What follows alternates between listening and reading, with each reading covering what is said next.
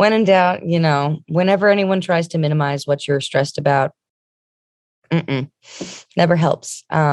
It could be a very silly thing that I'm stressed about. It could literally be, looking back, something as goofy as someone that I barely know made a comment and it's bothering me. Like, in reality, who are they? A stranger on the internet to truly affect who I am. But sometimes, it would get the best of me. And I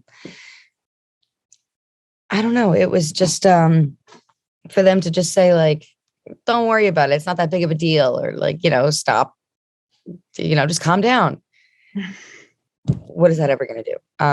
Because in the moment, I'm not in a headspace to be able to just be like, oh yeah, all right, you're right. Like I'm not in when I'm in a distressed mode, I think it's just very important for me and the people around me to recognize that I am in a state of distress. Like my, so that being said, like when you're in a state of distress, it's very difficult, if not impossible, to have a sense of empathy, compassion, connection, really think with a sound, logical head.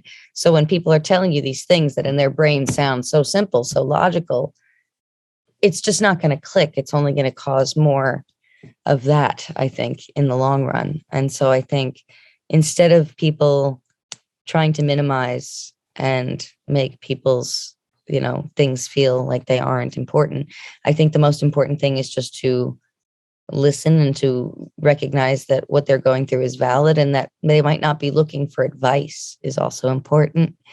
And I'm guilty of that in the past as well, is sometimes thinking that when somebody is venting or going through something that they're looking for advice, when in reality they need nothing more than just somebody to listen and to validate what they're going through.